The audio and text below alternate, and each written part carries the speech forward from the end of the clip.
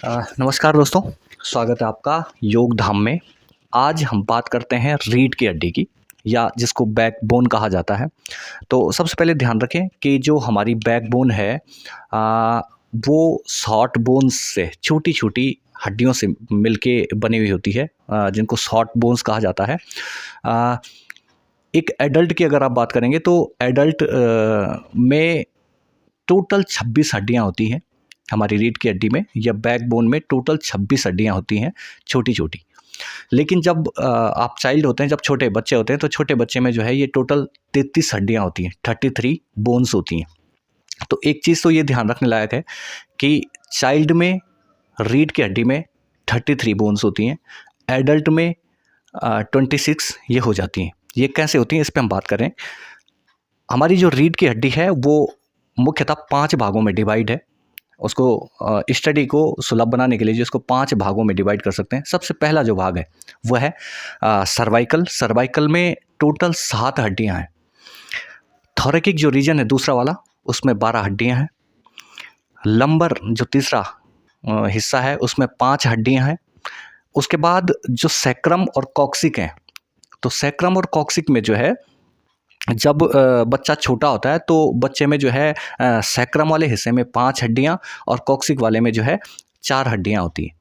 तो अगर आप चाइल्ड की बात करें तो सर्वाइकल में 7, थोरैकिक में 12, लंबर में 5, सैक्रम में 5 और कॉक्सिक में 4। तो टोटल अगर आप इनको देखेंगे तो ये हो जाती हैं 33 बोन्स। लेकिन जैसे जैसे जो है बच्चा बड़ा होता जाता है, आपका जो सैक्रम और जो कॉक्सिक वाला जो हिस्सा है, उसमें जैसे सैक्रम में 5 हड्डियाँ होती थी, तो ये पाँचों हड्डियाँ आपस में फ्यूज होकर जो है एक हड्डी बन जाते हैं। और उसी तरीके से कॉक्सिक वाले में आप देखेंगे तो इसमें जो 4 हड्डियाँ थी ये आपस में फ्यूज होकर के एक हड्डी बन जाते हैं। तो उसके बाद अगर एडल्ट में आप बात करेंगे तो सर्वाइकल में तो 7 थी, 7 ही रहती हैं। थोरैकिक में 12 थी, 12 ही रहती हैं। लंबर में 5 थी, 5 ही रहती हैं। लेकिन सैक्रम में जो 5 हड्डियाँ थी वो एक में कन्वर्ट हो जाती हैं, और कॉक्सिक में जो 4 हड्डियाँ थी वो फ्यूज होकर के एक रह जाती है। तो टोटल रह जाती हैं 26 हड्डियाँ। तो हमारी जो रीढ़ की हड्डी है या जो हमारी बैकबोन है वो 26 हड्डियों से मिलके बनी हुई है। एक चीज़ तो ये ध्यान रखनी। दूसरा, इसमें योग इसको स्वस्थ रखने के लिए हमारी जो रीढ़ की हड्डी है या हमारी जो बैकबोन है, इसको हेल्दी रखने के लिए कुछ योगासन है। जितने भी बैकवर्डिंग आसन है वो बैकवर्डिंग आसन से इनकी एक्सरसाइज होती है, और इनमें होने वाली जो विभिन्न समस्याएं, जैसे कि सर्वाइकल की समस्या बहुत कॉमन है, जैसे कि लंबर में होने वाला जो पेन है वो बहुत कॉमन है।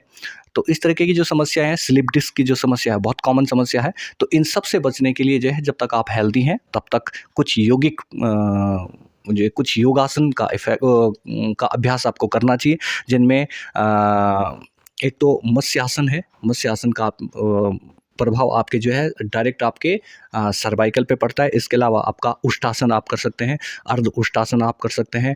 उसके अलावा आप जो है भुजंगासन कर सकते हैं। भुजंगासन के अलावा आप शलभासन कर सकते हैं, और अगर आप ठीक ठाक फ्लेक्सिबल हैं तो आप धनुरासन कर सकते हैं, आप चक्रासन कर सकते हैं। और इसके अलावा जितने भी बैक बेंडिंग आसन हैं वो बैक बेंडिंग आसनास का अभ्यास आपको करना चाहिए, जिससे आपकी रीढ़ की हड्डी या आपकी बैकबोन हेल्थी रहेगी। क्योंकि जब तक आपकी बैकबोन हेल्थी है तब तक आपका पूरी बॉडी फिट रहती है, और इसमें कोई भी प्रॉब्लम आने से जो है धीरे धीरे आपके बॉडी के में जो नर्व्स हैं वो भी दबने लगती हैं। अगर आपको स्लिप डिस्क हो गया तो स्लिप डिस्क के बाद जो है बॉडी के अलग अलग हिस्सों में दर्द होना शुरू हो जाता है। या आपको अगर सर्वाइकल की प्रॉब्लम है तो शुरू में आपकी सिर्फ सर्वाइकल रहेगी, और धीरे धीरे वो आपकी अगल बगल की नर्व को भी दबाना शुरू कर देगी, जिसके कारण आपके अन्य हिस्सों में भी दर्द होना या असहज होना आपका जो है स्वाभाविक हो जाता है। इसलिए जो है सहज रहने के लिए योग अभ्यास को अपनाएं, और उसमें जो मुख्य आसन मैंने बताए हैं, जो बैक बेंडिंग वाले जितने भी आसन हैं, वो आपकी स्पाइन को या आपके रीढ़ की हड्डी को स्वस्थ रखने में आपकी मदद करेंगे। धन्यवाद।